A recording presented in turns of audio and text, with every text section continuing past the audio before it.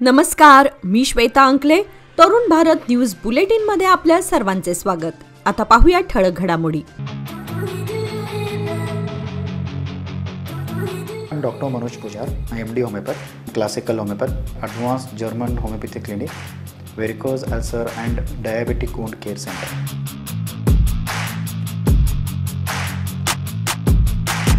आणि माझं क्लिनिकचा address Kalashri apartment, first floor, Tilakwadi, Khanapur road, Belgaum.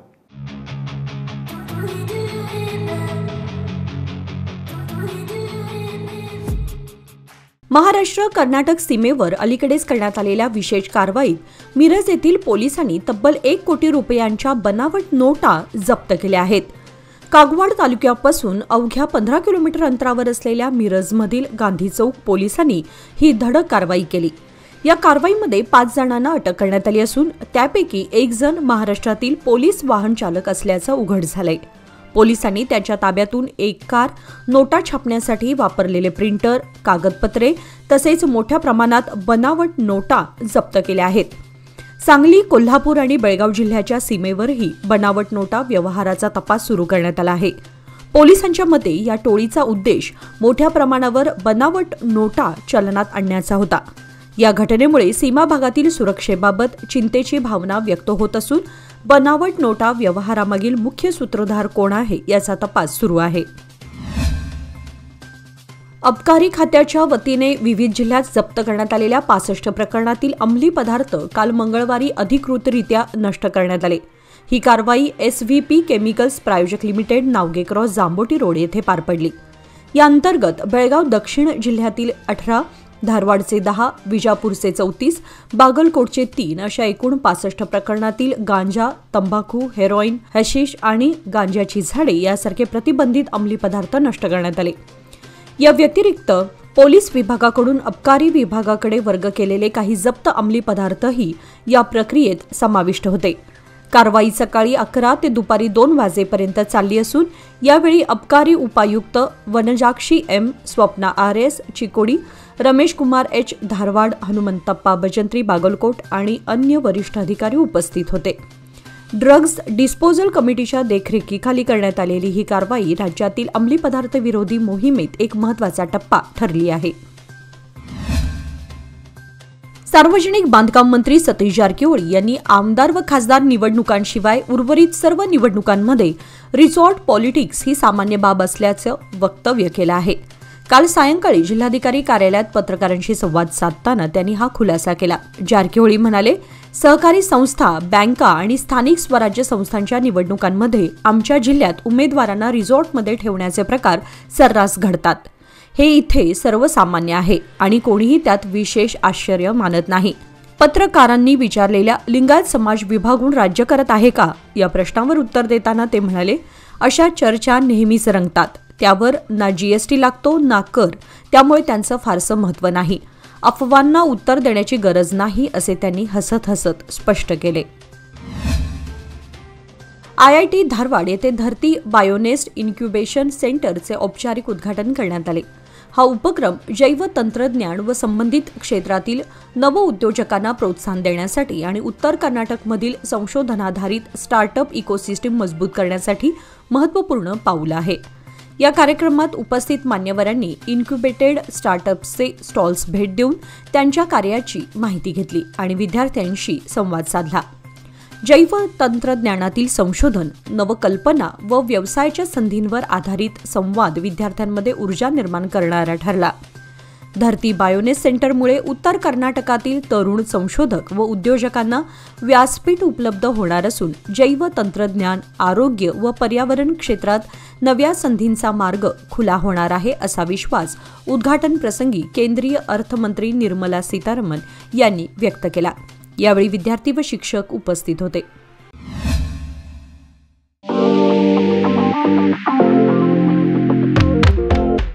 DK Herekar jewellers सादर करीत आहेत खडेबाजार बेळगावमधील आपल्या सुवर्णदालनाचा पहिला वर्धापन दिन आणि दसरा दिवाळी निमित्त खास बंपर ऑफर.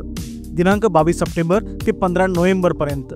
सोने चांदी खरेदी करा, मिळवा कुपन्स आणि जिंका नामांकित कंपनीची 2 व्हीलर स्कूटर, 55 इंची, 43 इंची, 32 इंची स्मार्ट TV, 300 लिटरचा fridge, washing machine, tab, oven, fan, mixer, इस्त्री आणि बरंच काही. बक्षिसांची लकी ड्रॉ सोडत रविवार दिनांक 16 नोव्हेंबर 2025 रोजी. मग वाट कसली पाहताय? आजच भेट द्या DK हेरेकर ज्वेलर्स, श्री विठ्ठल भवन, संयुक्त महाराष्ट्र चौकाजवळ, खडे बाजार बेळगाव, तसेच तेलीपटे गल्ली, शहापूर बेळगाव येथील आमच्या सुवर्ण दालनाला. नियम व अटी लागू. दरवर्षीप्रमाणे यंदाही लोकमान्य सोसायटी, SK सोसायटी आणि BJPSS यांच्या संयुक्त सहकार्याने आकाश कंदील प्रदर्शन व विक्रीचा कार्यक्रम बुधवारपासून हेरवाडकर हायस्कूलच्या पटांगणात शुभारंभ झाला. या कार्यक्रमामध्ये लोकमान्य सोसायटीचे उपाध्यक्ष अजित गरगट्टी, बेळगाव जिल्हा प्राथमिक समितीचे ज्ञानेश कलघटगी, प्रवीण पुजारी आणि लोकमान्यचे public relation officer Raju Naik आदी उपस्थित होते. हे प्रदर्शन पुढील 3 दिवस चालणार असून याला विद्यार्थी आणि नागरिकांकडून उत्स्फूर्त प्रतिसाद मिळत आहे. डॉक्टर किरण ठाकूर यांच्या मार्गदर्शनाखाली गेल्या 5 वर्षांपासून सातत्याने हे आयोजन होत आहे. या प्रदर्शनात विविध शाळांमधील विद्यार्थ्यांनी स्वतः तयार केलेले आकर्षक आकाशकंदील मांडले आहेत. प्रदर्शनाचे वैशिष्ट्य म्हणजे विद्यार्थ्यांच्या कलागुणांना व्यासपीठ उपलब्ध करून देणे, भव्य शामियाना, आकर्षक साज सजावट आणि पर्यावरणपूरक साहित्याचा वापर करण्यात आल्यामुळे हा उपक्रम विशेष ठरतो. दैनिक तरुण भारततर्फे प्रकाशित होणाऱ्या प्रतिष्ठित दिवाळी अंक 2025 चे दिमागदार प्रकाशन आज बुधवारी हिंडलगा कार्यालयात उत्साहात पार पडले.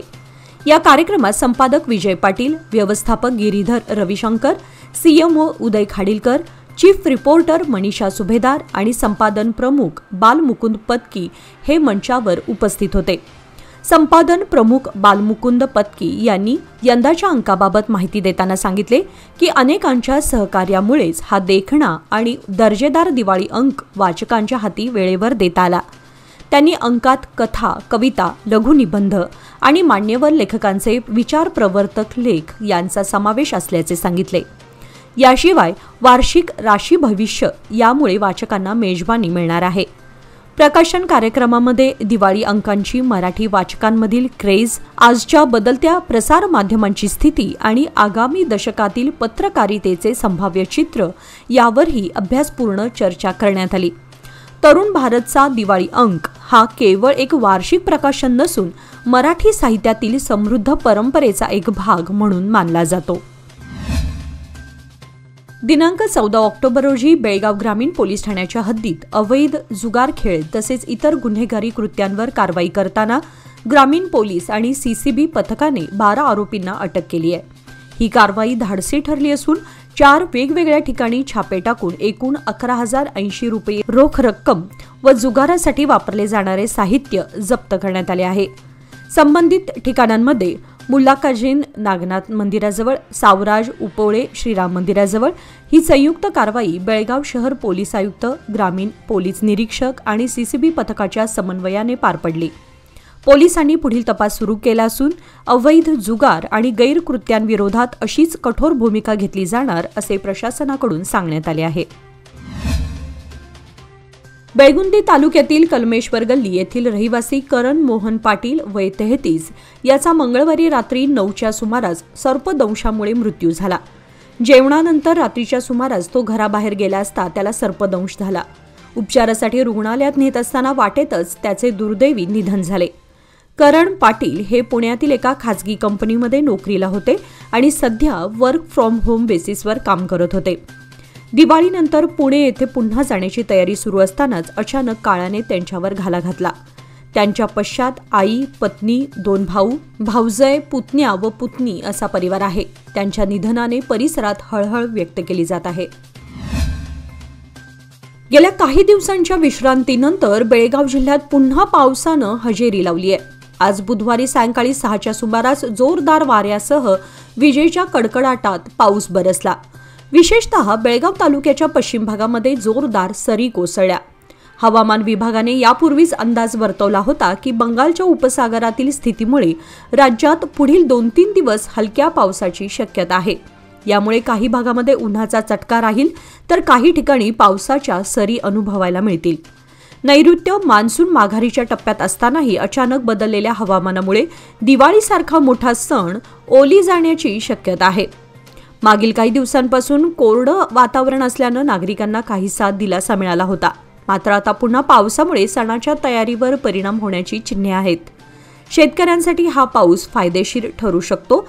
मात्र नागरिकांनी पुढील दिवसात हवामानाची परिस्थिती लक्षात घेऊन सावधगिरी बाळगावी असा सल्ला हवामान विभागाने दिलाय. दिवाळीच्या पार्श्वभूमीवर प्रवाशांची होणारी वाढती गर्दी लक्षात घेऊन कर्नाटक राज्य परिवहन महामंडळाने मोठा निर्णय घेतला आहे. राज्यांतर्गत व आंतरराज्य मार्गांवर 2500 अतिरिक्त बसेस सोडण्यात येणार असून प्रवाशांना त्याचा मोठा लाभ मिळणार आहे. ही अतिरिक्त वाहतूक 17 ते 20 ऑक्टोबर आणि प्रतिसादानुसार 22 ते 26 ऑक्टोबर दरम्यान 2 टप्प्यात राबवली जाणार आहे. विशेष म्हणजे या बस गाड्यांसाठी 5 ते 10% सवलतीच्या दरात आरक्षणाची सोय करण्यात आली आहे. बेंगळुरूमधील केंपेगौडा, म्हैसूर रोड व शांतीनगर बस स्थानकांमधून या बस गाड्या राज्यातील विविध शहरांकडे धावणार आहेत. प्रवाशांनी आपल्या तिकिटावर नमूद केलेल्या वेळेनुसार पूर्व आरक्षण केलेल्या बसनेच प्रवास करावा असे आवाहन महामंडळाने केले आहे. त्यामुळे दिवाळीच्या सुट्ट्यांमध्ये घरी परतणाऱ्या आणि सहलीसाठी जाणाऱ्या प्रवाशांना मोठा दिलासा मिळणार आहे. बेळगावातील ज्ञान प्रबोधन मंदिर शाळेमध्ये बुधवार दिनांक 15 ऑक्टोबर रोजी प्रबोधन दिवाळी धमाका कार्यक्रम उत्साहात पार पडला. गेली 13 वर्षे सातत्याने राबवला जाणारा हा उपक्रम यंदाही विद्यार्थ्यांच्या सक्रिय सहभागाने सजला. कार्यक्रमामध्ये एकूण 10 स्टॉल्स उभारण्यात आले होते, ज्यामध्ये खाद्यपदार्थ, दिवे, पणत्या, आकाशकंदील यासारख्या वस्तू विद्यार्थ्यांनी स्वतः तयार केल्या. या उपक्रमाचा उद्देश विद्यार्थ्यांमध्ये उद्योजकीय कौशल्ये, आत्मविश्वास आणि अनुभवात्मक शिक्षण विकसित करणे हा होता. पालकांनीही या स्टॉल्सला मोठा प्रतिसाद दिला. मुख्याध्यापिका मंजिरी रानडे यांनी सांगितले, विद्यार्थ्यांना वर्गाच्या चौकटीबाहेर शिक्षणाची संधी मिळावी हा या उपक्रमामागचा हेतू आहे. तसेच या सर्व स्टॉल्समधून मिळणारे मानधन आम्ही सामाजिक कार्यासाठी वापरतो. बेळगाव शहरातील गरजू संस्थांना हे मानधन दिलं जातं. त्यामुळे विद्यार्थ्यांच्या सहभागातून समाजासाठी एक खारीचा वाटा दिला जातो, असे ज्ञान प्रबोधन मंदिरचे गोविंद विलिंग यांनी सांगितले. 3 दशके विश्वासाची, 30 वर्षे लोकमान्याची. सादर आहे लोकमान्य आनंदोत्सव निवेश योजना. 30 महिन्यांच्या ठेवीवर 10.50% व्याज. ज्येष्ठ नागरिकांसाठी 0.5% अधिक माहितीसाठी आमच्या नजीकच्या शाखेला भेट द्या किंवा कॉल करा 1800-212-4050. लोकमान्य, प्रत्येक पावलावर तुमच्या सोबत. फक्त सभासदांकरिता. नियम व अटी लागू. वडगाव ते येळ्ळूर दरम्यानच्या रस्त्यावर विशेषतः येळ्ळूर केळली भागामध्ये साचलेला कचरा आता कचरा डेपोचे स्वरूप धारण करत आहे. सततच्या पावसामुळे या कचऱ्याला दुर्गंधी सुटून या मार्गावरून प्रवास करणाऱ्या नागरिकांना नाक मुठीत धरून चालावं लागतं. स्थानिक नागरिकांनी सांगितले की घंटागाडीची नियमित सोय नसल्यामुळे रहिवासी रस्त्याच्या कडेला कचरा टाकतात. त्यामुळे ही समस्या दिवसेंदिवस गंभीर बनत आहे. कचऱ्यामध्ये अन्न शोधण्यासाठी भटक्या कुत्र्यांचा वावर वाढल्यानं दिवसा आणि रात्री रस्त्यावर कुत्र्यांचे कळप भुंकताना व धावताना दिसतात. त्यामुळे वाहन चालकांना त्रास सहन करावा लागत असून अपघाताच्या घटनाही घडल्या आहेत. सकाळी फिरायला जाण्यासाठी बाहेर पडणाऱ्या नागरिकांनाही कचरा आणि कुत्र्यांमुळे धोका जाणवतो. नागरिकांनी पालिकेच्या संबंधित अधिकाऱ्यांनी तात्काळ लक्ष घालून घंटागाडी सेवा सुरू करावी आणि नियमित कचरा उचलावा अशी जोरदार मागणी केली आहे. कंगराळी बुद्रुक येथे महालक्ष्मी देवीचा जागर मंगळवारी भक्तिभावात पार पडला.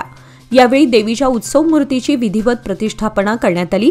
तसेच चंडिका होम विधीपूर्वक संपन्न झाला. या धार्मिक कार्यक्रमात भक्तिमय वातावरणात ओटी भरण्याचा कार्यक्रम पार पडला असून मोठ्या संख्येने उपस्थित भाविकांनी देवीचं दर्शन घेतलं. देवीच्या मूळ मूर्तीच्या रंगकामास प्रारंभ करण्यात आला असून रंगसज्जतेची तयारी भक्तांच्या सहभागातून सुरू आहे. या निमित्ताने परिसरात आध्यात्मिक ऊर्जा व उत्साहाचं वातावरण पाहायला मिळालं.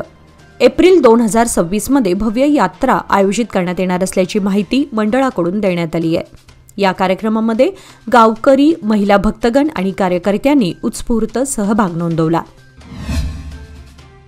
चिकोडी तालुक्यातील वाळकी येथील रावसाहेब विठू पाटील यांचा उपचारादरम्यान मंगळवारी सकाळी मृत्यू झाला. दुचाकी अपघातात गंभीर जखमी झाल्याने त्यांच्यावर कोल्हापूर येथे उपचार सुरू होते.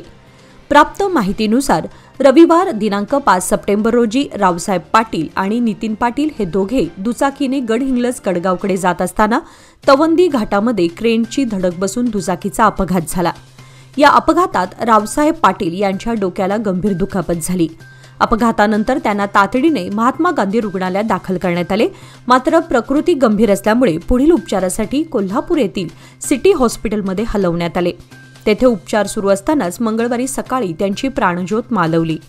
मंगळवारी दुपारी वाळकी येथे त्यांच्यावर अंत्यसंस्कार करण्यात आले। त्यांच्या पश्चात पत्नी, 2 मुलगे, सुना, नातवंडे असा परिवार आहे। गोंधळी गल्ली येथील छत्रपती महिला मंडळातर्फे दरवर्षी साजरा केला जाणारा पारंपरिक हादगा खेळाचा उत्सव यंदाही उत्साहात पार पडला। सलग 57 वर्षांपासून ही परंपरा अखंडितपणे सुरू असून आजही महिलांमध्ये या उत्सवाबद्दल तीव्र उत्साह आणि जिवंत सहभाग दिसून येतो। मंडळाच्या अध्यक्षा सुनीता प्रकाश कुरणे यांनी माहिती दिली की हादगा खेळाची सुरुवात पहिल्या दिवशी पारंपरिक गाण्यांनी केली जाते, तर 16व्या दिवशी उत्सवाची सांगता केली जाते।